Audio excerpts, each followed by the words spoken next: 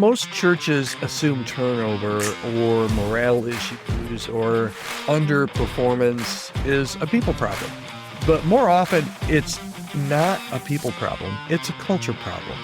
And today we're going to unpack some of the invisible forces that are shaping your church staff culture and how they might be working against the very things that you're trying to build. Hopefully we're going to learn together, you and I, how to diagnose cultural dysfunction and start the slow, steady process of change.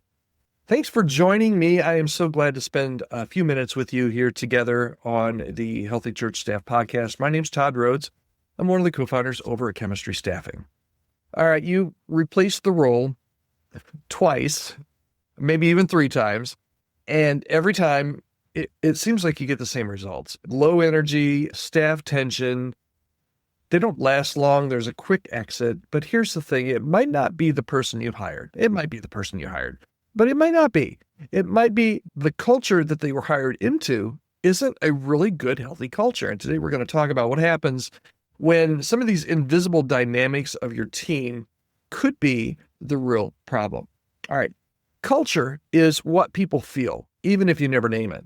And sometimes people will actually name their culture. We're this type of culture, or we're this type of culture. But that might not be the case. Culture is really how people feel.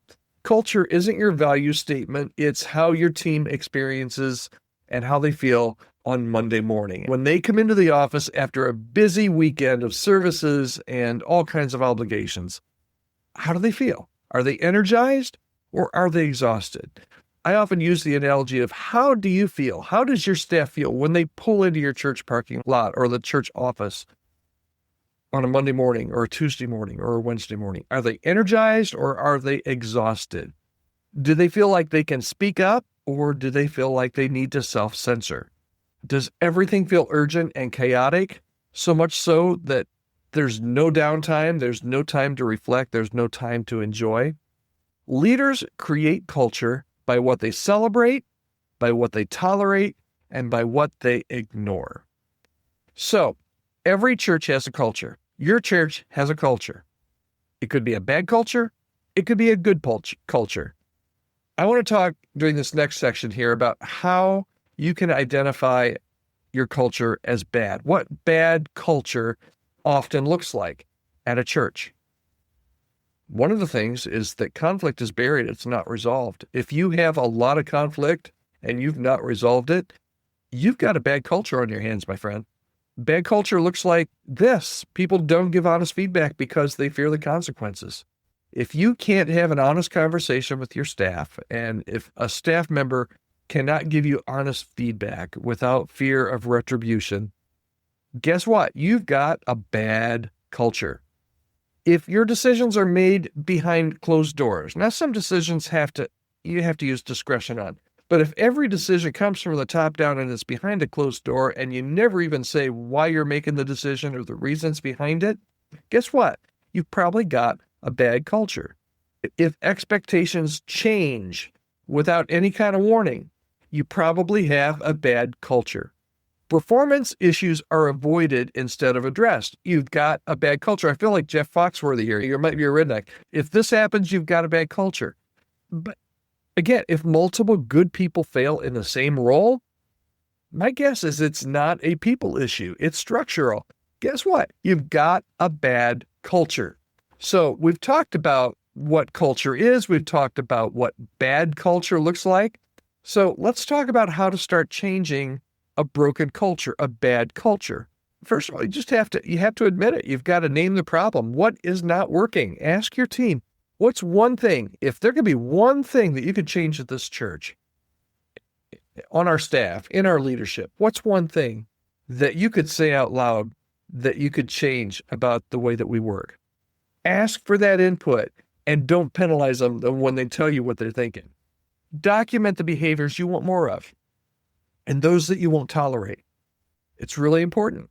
Reinforce change in every one-on-one meeting and every team huddle. Once you decide what good culture looks like and you've written down those things that you want more of, reinforce them at staff meetings, at team huddles, over lunch, in one-to-one meetings.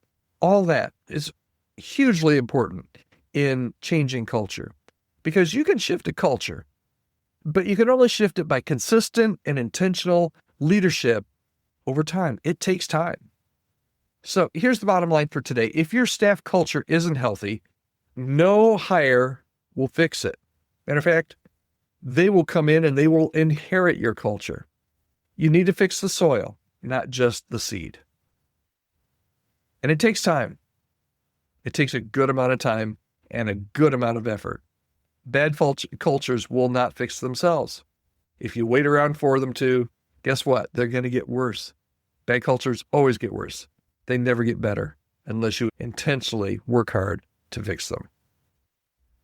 How have you dealt with culture in your church? Maybe some things that you've done that have helped turn a bad culture around. I'd love to hear those things. Maybe you're in a bad culture and you're just like, Todd, I need some help. Can you help me? Reach out to me. Read all the emails that come my way. podcast@chemistrystaffing.com. podcast@chemistrystaffing.com. Reach out to me. Tell me your story. Let's see if there's any way that I can help you, maybe with a resource or connect you with another person, or maybe I can help you myself. I love to do that when I can. All right, that's it for today's Healthy Church Staff Podcast. Hope it's been beneficial and helpful for you. Thank you so much. It means so much to me that you listen each and every day. If you haven't subscribed, go ahead and subscribe wherever you're watching or listening. That kind of helps the algorithm to push it out to more people so they can discover the podcast. But it also will alert you when a new podcast comes out every morning, Monday through Friday. Thanks so much.